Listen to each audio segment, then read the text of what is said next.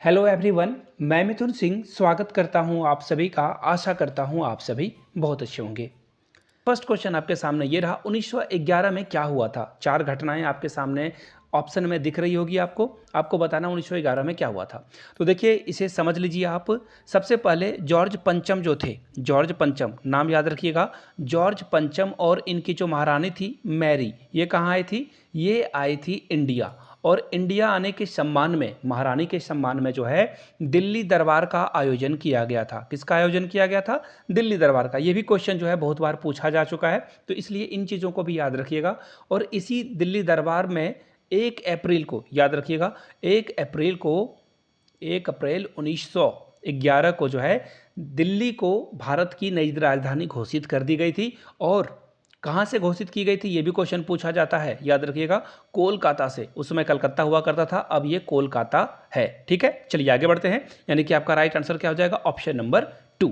अगले क्वेश्चन की ओर हम लोग बढ़ते हैं। नेक्स्ट क्वेश्चन आपके सामने ये रहा, पानीपत का तीसरा युद्ध कब हुआ था? बिल्कुल आसान सा जवाब मैं आपको बता देता हूं, 1761 में। अब देखिए, 1761 ईस्वी में तीसरा युद्ध हो गया पानीपत का। कौन जीता था? तो यहाँ पे अब अहमद शाह अब्दाली जो है वो ये युद्ध जीत चुका था, लेकिन हारा इसमें कौन था? तो इसमें मराठों की हार हुई थी। किसकी हार हुई थी? मराठों की हार हुई थी। याद रखिएगा इस बात को। ठीक है, चलिए आगे बढ़ते हैं नेक्स्ट क्वेश्चन की ओर। भारत जो है किस दिन गणराज्य घोषित हो गया? तो देखिए, भारत जो है 15 अगस्त को गणराज्य घोषित नहीं हुआ था। इस दिन इसे स्वतंत्रता प्राप्त हुई थी। गणराज्य होने का मतलब है आपके पास एक संविधान है, नीति नियम कानून है आपके देश में। तो गणराज्य जो है भारत 26 जनवरी 1950 को घोषित हो गया था। 4 इसका राइट आंसर है। लेकिन एक और बात आपको याद रखना है, हम लोगों ने जो है 26 नवंबर 1949 को ही संविधान को अंगीकार कर लिया था, लेकिन इसकी फाइनल घोषणा 26 जनवरी 1950 को हुई थी। इन चीज़ों को ध्यान रखिएगा, क्वेश्चन बहुत बार इस तरह के पूछे जाते हैं। चौथे क्वेश्चन की ओर बढ़ें उससे पहले आप लोगों से मैं 3 प्रश्न पूछना चाहूँगा। नीचे कमेंट करके इसका सारे लोग जवाब दीजिएगा। आपको बताना है चीन की राजधानी का नाम। देखिए, करंट अफेयर्स भी मैं आप लोगों को कराऊंगा। अगर आपको करंट अफेयर्स चाहिए तो नीचे कमेंट करके करंट अफेयर्स जरूर लिखिएगा। पहला सवाल है चीन की राजधानी का नाम आपको बताना है। दूसरा सवाल, नेपाल की राजधानी का नाम आपको बताना है। ठीक है। तीसरा क्वेश्चन आप लोगों के सामने ये रहा, भारत का नहीं, बिहार का शोक किस नदी को कहा जाता है? बिहार का शोक जो है किस नदी को कहा जाता है? नीचे कमेंट करके तीनों सवालों का जवाब आप लोग जरूर दीजिएगा। ठीक है, नहीं पता तो गूगल से ढूंढ के जरूर दीजिएगा। फिलहाल क्वेश्चन नंबर 4 की ओर बढ़ते हैं। संविधान के मौलिक अधिकारों में कौन से अधिकार को शामिल नहीं किया गया है? तो देखिए, यहाँ पे समानता का अधिकार को भी शामिल किया गया है, स्वतंत्रता के अधिकार को भी शामिल किया गया है, शोषण के विरुद्ध अधिकार को भी शामिल किया गया है, लेकिन काम पाने का अधिकार जो है आपको मौलिक अधिकार के श्रेणी में नहीं रखा जाता है। तो भैया, कौन कौन से अनुच्छेद में किसे किसे रखा गया है? तो देखिए, समानता का अधिकार आपको मिलेगा 14 से 18वें अनुच्छेद में। ठीक है, याद रख लीजिएगा। और अगर मैं आज के बोलचाल की भाषा में बोलूं तो घोंट के पी जाइए आप। ठीक है, अनुच्छेद स्वतंत्रता का अधिकार जो है ये जो 11 से लेकर कहाँ तक है, 22 अनुच्छेद तक आपको मिलेगा। और शोषण का अधिकार, शोषण के विरुद्ध आवाज उठाने की जो अधिकार है आपको 23 से 24 अनुच्छेद में मिल जाएगा। इसे याद रख लीजिएगा, this is very very important question. चलिए आगे बढ़ेंगे क्वेश्चन नंबर 5 की ओर। राज्यसभा सदस्यों का कार्यकाल कितने वर्षों का होता है? बहुत ही आसान सा सवाल है, लेकिन आंसर तो पहले आप लोगों को सभी को पता है, 6 साल। लेकिन राज्यसभा में टोटल 12 सदस्यों को, 12 मेंबर्स को जो है यहाँ पे मनोनीत किया जाता है। ठीक है, 12 सदस्यों को कौन मनोनीत करता है? राष्ट्रपति।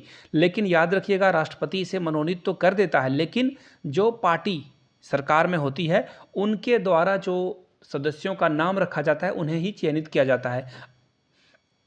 अब किन सदस्यों को चयनित किया जाएगा? जैसे खेल जगत से कोई मशहूर खिलाड़ी है, साहित्य जगत से कोई मशहूर खिलाड़ी है, कला के क्षेत्र से कोई मशहूर खिलाड़ी है, समाज सेवी है, उसे जो है यहाँ पे मनोनीत किया जाता है। और कुछ और चीज़ें राज्यसभा के बारे में देख लेते हैं जो कि इंपॉर्टेंट है, वेरी वेरी इंपॉर्टेंट है, जो कि एग्जाम में आ सकता है। तो देखिए, यहाँ पे राज्यसभा की मैक्सिमम जो मेंबर हो सकते हैं, मैक्सिमम मेंबर वो कितने होंगे? 250। और अभी कितने हैं, तो अभी 245 हैं। अभी कितने हैं, 245। ये करंटली की बात मैं कर रहा हूँ, मैं फुल नहीं लिखूंगा, शॉर्ट में ही लिख देता हूँ। करंटली 245 है, मैक्सिमम 250 तक हो सकते हैं। और हर 2 सालों में, ये भी याद रखिएगा, क्वेश्चन ये भी पूछा जाता है, हर 2 साल में, याद रखिएगा 2 ईयर्स में जो है 2/3 जो है सदस्यों को यहाँ पे जो है, सॉरी 1/3 को, आई एम सॉरी 1/3 को सदस्यों का जो है निर्वाचन हो जाता है और पुराने 1/3 सदस्य जो है वो विदा ले लेते हैं यहाँ से, ताकि, और इसी कारण से जो है राज्यसभा कभी भी भंग नहीं होती है। चलिए, बहुत मैंने आप लोगों को बातें बता दी, आई होप कि आपको पसंद आ रहा होगा। वाटरलू के युद्ध के बाद जो है नेपोलियन को निर्वासन में कहाँ भेजा गया था? एक्चुअली देखिए, नेपोलियन को मारा नहीं गया था। Napoleon Bonaparte is extremely great warrior, आप इनसे बहुत कुछ सीख सकते हैं। बहुत ही एक्सट्रीम लेवल पे इन्होंने काम करा है और इनके कहानियों को जरूर आपको खोज कर पढ़ना चाहिए। ठीक है, फिलहाल मैं पहले बता दूं, वाटरलू की लड़ाई कब हुई थी? वाटरलू की लड़ाई फ्रांस और इंग्लैंड के बीच हुई थी। वाटरलू की लड़ाई 1815 में हुई थी और इनको जो है एक द्वीप पे रखा गया था, नेपोलियन बोनापार्ट को। उस द्वीप का नाम है सेंट हेलेना। लेकिन ये जीवट इंसान इस द्वीप से भी 2-3 बार भागने की कोशिश करता है और एक बार लगभग भाग जाता है, लेकिन फाइनली 1821 में इनकी मृत्यु हो जाती है। कब मृत्यु हो जाती है? 1821 ईस्वी में। ठीक है, चलिए अब ज़्यादा नहीं इसके बारे में बात करेंगे, आगे बढ़ते हैं। कौन सा मुगल शासक सर्वाधिक धर्मनिरपेक्ष दृष्टिकोण रखता था? धर्मनिरपेक्ष यानी कि सेकुलर विचारधारा का था, हर धर्म को जो है समान नज़र से देखने की कोशिश एटलीस्ट करता था कि नहीं, ये तो समय के गर्भ में छिप गया है, जिसे निकाल पाना आज के टाइम में मुश्किल है। उस समय सोशल मीडिया नहीं थी, अदरवाइज जो है चीज़ें और ट्रांसपेरेंट हो सकती थी। खैर, कौन सा वो मुगल शासक था? तो इसका राइट आंसर है अकबर। अकबर ने दीन ए इलाही धर्म का भी जो है नींव रखी थी। दीन ए इलाही धर्म, जहाँ पे सारे लोगों के लिए सद्भावना वाली बातें यहाँ पे की जाती थी। और बहुत सारे गानों में आपने इलाही के बारे में सुना होगा, बहुत सारे गाने। अगर कोई याद आ रहा हो तो नीचे कमेंट करके बता देना। खैर, जोक्स पार्ट, आगे बढ़ते हैं। दिल्ली में लाल किले का निर्माण किसके द्वारा कराया गया था? तो देखिए, अकबर ने नहीं कराया था, औरंगजेब ने भी नहीं कराया था, बहादुर शाह जफर ने भी नहीं कराया था, लेकिन कराया था किसने भैया? शाहजहां ने। और शाहजहां ने जो है लाल किले का निर्माण कराया। ताजमहल का भी निर्माण जो है किसके द्वारा कराया गया है? आपको पता ही है, ताजमहल कहाँ पे है? आगरा में स्थित है, जो शाहजहां के द्वारा निर्माण में लाया गया था। किसके याद में? अपनी पत्नी या फिर अपनी बेगम मुमताज़ महल के जो है उनको उन्होंने शपथ, एक्चुअली जो है प्रोमिसेस कर दी थी कि मैं आपके लिए जो है एक मकबरा बनाऊंगा।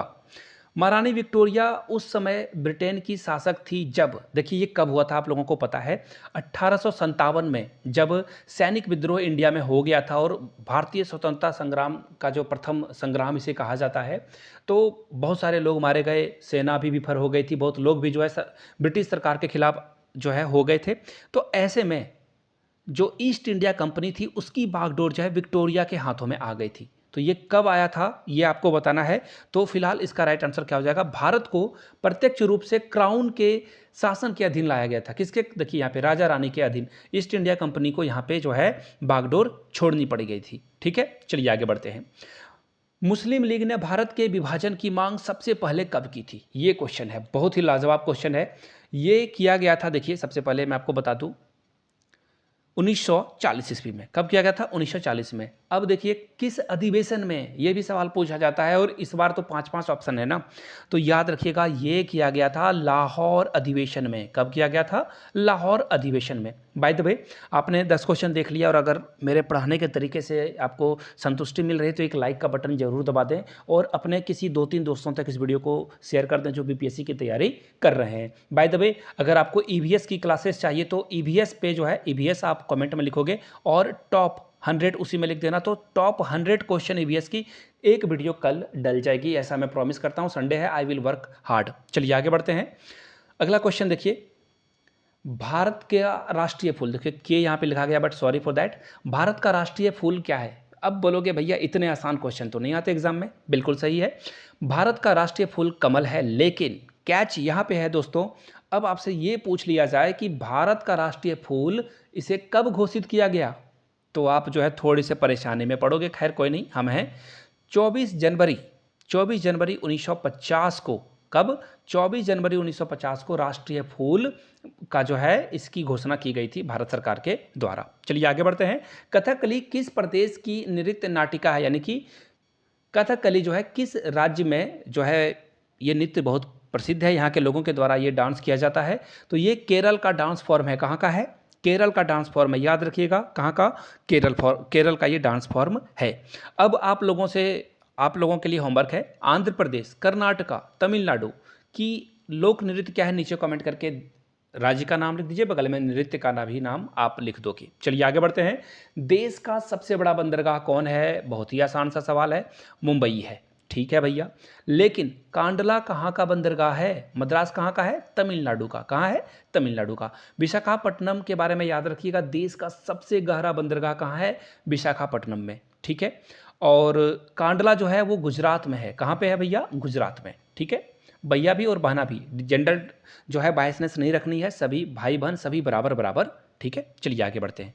भैया कहने का मतलब होता है आप सभी लोग। ठीक है, कावेरी जल विवाद जो दो राज्यों के बीच में है, उनका नाम बताना है आपको। तो देखिए ये बहुत ही क्लासिकल केस है, बहुत लोगों के बीच में जो है ये विवाद का कारण भी है। एक्चुअली दो राज्य हैं यहाँ पे, लेकिन कुछ और भी पार्टी यहाँ पे शामिल है, उसके बारे में भी मैं बता दूं। बार बार ये सवाल एग्जाम में आता है। कर्नाटका और तमिलनाडु जो है इसके बीच में डिस्प्यूट है कावेरी जल विवाद को लेकर। ठीक है, लेकिन इसमें पांडिचेरी या फिर पुदुचेरी, इंग्लिश में पुदुचेरी बोला जाता है, पुदुचेरी और केरला भी इसमें पार्टी है। लेकिन याद रखिएगा पुदुचेरी जो है यूनियन टेरिटरी है। क्या है? यूनियन टेरिटरी, यानी कि केंद्र शासित राज्य।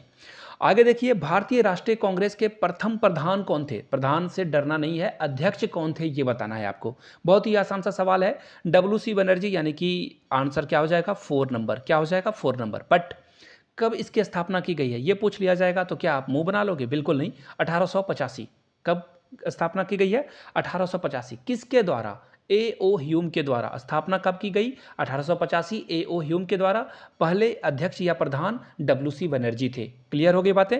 इसका फिलहाल राइट आंसर क्या होगा? Option number 4। आगे बढ़ेंगे इसी के साथ। क्वेश्चन नंबर 16, राष्ट्रपति जो है सर्वोच्च न्यायालय के किसी न्यायाधीश को पद से कब हटा देता है? तो देखिए जब दोनों सदनों में, याद रखिएगा, जब दोनों सदनों में उसके खिलाफ प्रस्ताव पारित हो जाता है। देखिए थोड़ा सा एक्चुअली इसमें थोड़ा सा मैस हो गया है। जब संसद के दोनों सदन यानी कि लोकसभा और राज्यसभा में उसके खिलाफ 2/3 से जो है मेजोरिटी से उसे हटाने की अनुशंसा की जाए तब। चलिए आगे बढ़ते हैं। सर्वोच्च न्यायालय के न्यायाधीशों का अवकाश ग्रहण यानी कि रिटायर होने का समय क्या है? तो देखिए सर्वोच्च न्यायालय, सुप्रीम कोर्ट की बात की जा रही है 65। लेकिन अगर यहाँ भैया उच्च न्यायालय हाई कोर्ट की बात की जाए, किसकी? हाई कोर्ट की बात की जाए, तो आपको याद रखना है हाई कोर्ट के जजों की जो रिटायर की एज है वो 62 ईयर्स है। ठीक है ना? चलिए आगे बढ़ लेते हैं। किसी राज्य विधानसभा में कुल कितने सदस्य हो सकते हैं? ठीक है, बहुत अच्छा सवाल है। देखो याद रखना, कोई भी राज्य हो जाए, कितना भी बड़ा क्यों ना हो जाए, चाहे वो राजस्थान हो चाहे वो यूपी हो, लेकिन 500 से अधिक सदस्यों को, 500 से ज़्यादा एमएलए नहीं बन सकते हैं। 500 से ज़्यादा एमएलए नहीं बन सकते हैं, विधायक। और मिनिमम कितने हो सकते हैं ये भी सवाल पूछा जा सकता है आपके एग्जाम में। तो मिनिमम याद रखना है 60। कितने? 60 एमएलए। क्लियर होगी बातें? आंसर आपका होगा 3 नंबर। चलिए इसी के साथ बढ़ेंगे क्वेश्चन नंबर नेक्स्ट की ओर। भारत में नागरिकता जो है यानी सिटीजनशिप कैसे मिलता है? तो देखिए भारत में नागरिकता आपको कैसे मिलेगी? जन्म के आधार पर मिलता है, रक्त का संबंध के भी आधार पर मिलता है, और दोनों का वर्णन आपको ऑप्शन 3 में मिलेगा। तो ये दोनों ऑप्शन इनकरेक्ट हो जाएंगे ऑटोमेटिकली, और सबसे करेक्ट ऑप्शन क्या हो जाएगा? Option number 3। चलिए आगे बढ़ते हैं क्वेश्चन नंबर नेक्स्ट की ओर। केंद्रीय मंत्रीगण किसके प्रति उत्तरदायी होते हैं? यानी कि जो केंद्र में मंत्री हैं, जैसे कि अभी नितिन गडकरी साहब हैं जो कि जो है रोड एंड ट्रांसपोर्टेशन मिनिस्टर हैं। इसी तरह से हमारे जयशंकर साहब हैं, जयशंकर साहब जो कि विदेश मंत्री हैं, जिसे कि एक्सटर्नल अफेयर मिनिस्टर भी कहा जाता है, EAM।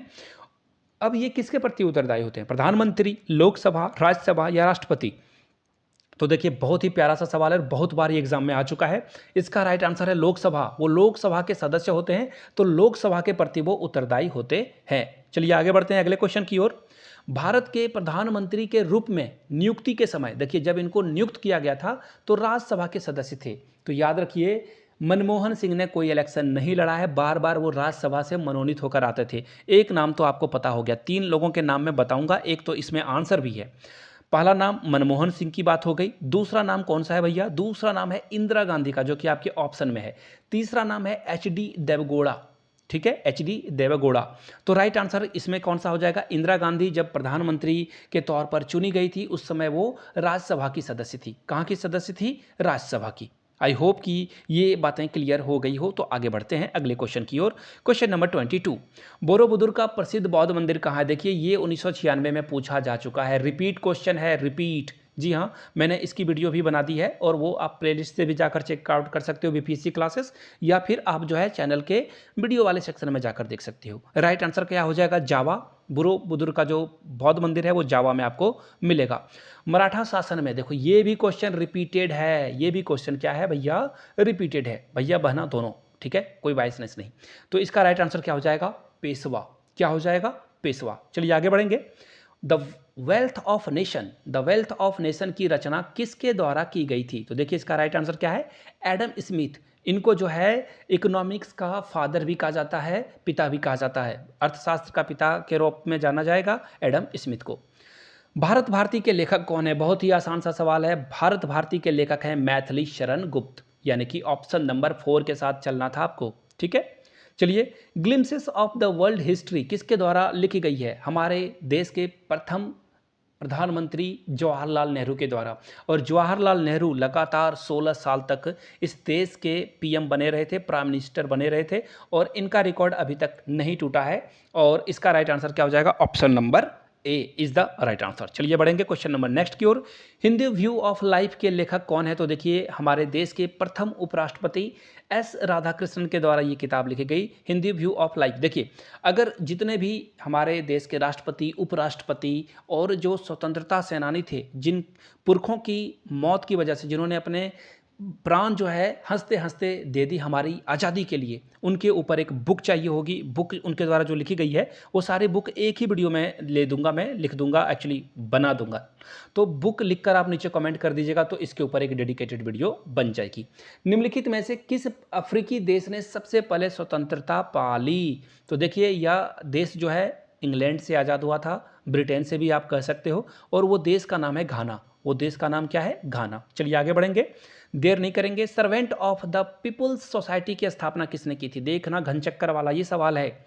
इसका राइट आंसर है लाला लाजपत राय। अब आप मुंह बना लोगे कि भैया हम लोगों ने तो गोपाल कृष्ण गोखले पढ़ रखा है, तो आपने वो बिल्कुल सही पढ़ रखा है, लेकिन उसका नाम कुछ अलग है। उसका नाम है servant of Indian society, servant of Indian society. इस बात का खास ख्याल रखिएगा, ये servant of the peoples society है। तो इसका राइट आंसर क्या हो जाएगा? लाला लाजपत राय। चलिए, अलीगढ़ आंदोलन को किसने प्रारंभ किया था? अलीगढ़ आंदोलन की बात हो रही है, तो याद रखिएगा अलीगढ़ आंदोलन की जो शुरुआत थी वो किस के द्वारा की गई थी? सर सैयद अहमद खां के द्वारा, यानी कि option 3 is the right answer. चलिए क्वेश्चन नंबर 31 की ओर बढ़ेंगे। अजमेर में किस सूफी संत की दरगाह है? दरगाह की बात की जा रही है, तो मोइनुद्दीन चिश्ती, ये राजस्थान में पड़ता है। अजमेर जो है राजस्थान में, आपको भली भांति पता है। चलिए आगे बढ़ते हैं। कुंभ मेला कहाँ नहीं लगता है? तो देखिए कुंभ मेला कहाँ कहाँ लगता है वो जान लो आप। नासिक में लगता है, हरिद्वार में लगता है, इलाहाबाद में लगता है। एक और जगह है जिसका नाम यहाँ पे आउट कर दिया गया है, जो कि है क्या? उज्जैन। कहाँ है? उज्जैन। तो ये 4 जगहों पे कुंभ मेला हर एक 12 साल में लगता है, हर 12 ईयर के इंटरवल पे ये लगता है। लेकिन मथुरा में, जो कि कृष्ण भगवान के कारण जो है बहुत फेमस है, यहाँ पे ये मेला नहीं लगता है। आपका 4 ही राइट आंसर है। राज्य की उत्पत्ति के सामाजिक समझौता 211 के सिद्धांत के प्रमुख प्रतिपादक कौन थे? तो सीधा सीधा सवाल है, सीधा साधा जवाब है लॉक। याद रखिएगा लॉक। बर्मा यानी कि म्यांमार किस प्रकार की शासन प्रणाली है? वहाँ पे क्या डेमोक्रेसी है, यानी कि लोकतांत्रिक सरकार है, राजा यानी कि राजतंत्र, डिक्टेटरशिप, या क्या है? तो देखिए अभी के समय में 2023 की अगर मैं बात करूं तो इसका राइट आंसर हो जाएगा, वहाँ पे मिलिट्री कू हो चुका है। मिलिट्री कू का मतलब होता है वहाँ पे जो सरकार चुनी गई थी उसे हटा दिया गया है। कूप नहीं पढ़ना है, कू पढ़ा जाता है, इसे क्लास 9th में आपने पढ़ा होगा।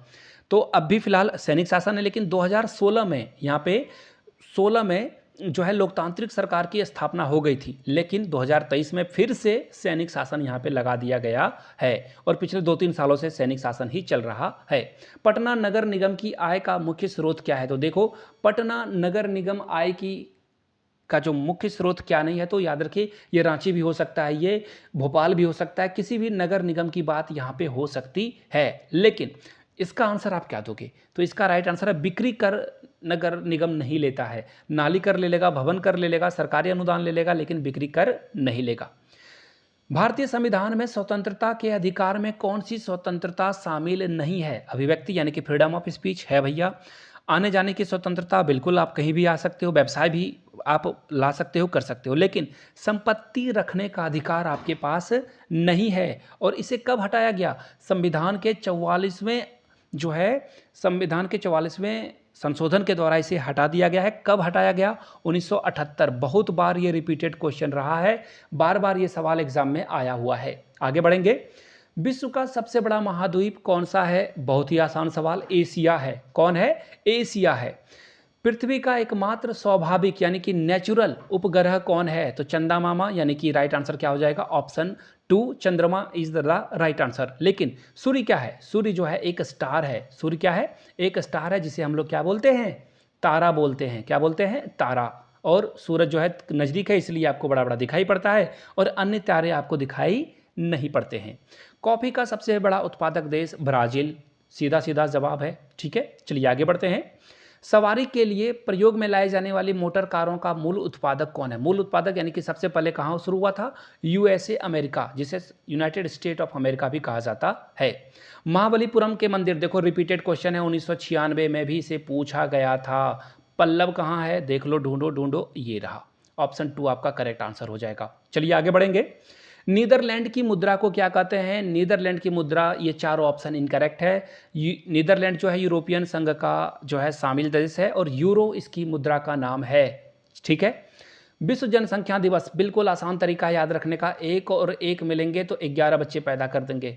ट्रिक है, बुरे तौर पे इसे मत लेना। 11 जुलाई इसका राइट आंसर है। 1 और 1 11, जनसंख्या बढ़ने की बात हो रही है। 1 और 1 11। खगोलीय पिंड जो है, इस ज्ञान को क्या कहा जाता है? इसे कहा जाता है, देखो, ज्योतिष विज्ञान नहीं कहेंगे, खगोल विद्या नहीं कहेंगे, भौतिक ज्योतिषी नहीं कहेंगे, खगोल भौतिकी कहा जाता है। इसे क्या कहा जाता है? एस्ट्रोनॉमिकल फिजिक्स बोला जाता है। ठीक है। गीत सेठी का संबंध किससे है? पिछले बार भी ये एक्चुअली 96 का भी ये सवाल है, रिपीटेड क्वेश्चन है। तो देखिए, इसे कहा जाता है बिलियर्ड्स जो है गीत सेठी का जो है खेल है। किस खेल का आरंभ इंग्लैंड में हुआ था? कितना आसान सा सवाल है। क्रिकेट, ये भी रिपीटेड क्वेश्चन है। कोणार्क मंदिर, ये भी रिपीटेड क्वेश्चन है, बार बार पूछा जाता है। भगवान सूर्य का जो है मंदिर है, जिसे कोणार्क मंदिर कहा जाता है। संयुक्त राष्ट्र का महासचिव कौन है? करेंटली जो संयुक्त राष्ट्र के महासचिव हैं, जिनका नाम है एंटोनियो गुतेरेस। थोड़ा सा नाम लेने में अगर गलती हुई तो माफ़ी चाहता हूं इनको। और फिलहाल के बारे में इन चारों में से ये क्वेश्चन आएगा नहीं, ये करंट अफेयर्स का क्वेश्चन था। एंथनी गुतेरेस इनका नाम है अभी के। ब्रिटेन के प्रधानमंत्री कौन है? तो ब्रिटेन के जो करंट प्रधानमंत्री हैं, जिनका नाम है ऋषि सुनक। क्या है नाम है भैया? ऋषि सुनक। और ऋषि सुनक जो है इंडियन मूल के हैं, भारतीय मूल के ओरिजिन के ये हैं। हरगोविंद खुराना को नोबेल पुरस्कार किस क्षेत्र में प्रदान किया गया है? तो इसका राइट आंसर हो जाएगा जीव विज्ञान। क्या हो जाएगा? जीव विज्ञान। अब देखिए, अगर आपको 1993 के और भी पेपर को देखना है तो नीचे कमेंट करके 1993 जरूर लिखिएगा, और जो बचे हुए 50 प्रश्न हैं, इसका जवाब जो है आपको अगले वीडियो में मिल जाएगा। वीडियो जैसा भी लगा हो, प्लीज़ फीडबैक नीचे कमेंट सेक्शन में ज़रूर दें। अपने दोस्तों, रिश्तेदारों, सहेलियों तक इस वीडियो को पहुंचाएं। ज़्यादा से ज़्यादा शेयर करें, लाइक कर दें, और कमेंट करके 1993 जरूर लिखें। चलिए, वीडियो को आपने यहाँ तक देखा, इतना प्यार दिया, इसके लिए आप सभी का बहुत बहुत शुक्रिया। एग्ज़ाम के लिए आप सभी को वेरी ऑल द बेस्ट है। एग्ज़ाम में अच्छा करें और बहुत आगे तक बढ़ें, और बिहार में या फिर कहीं भी किसी भी राज्य में आप जॉब कर रहे हो या केंद्र में जॉब कर रहे हो, देश को आगे बढ़ाने का काम करें। Thank you so much.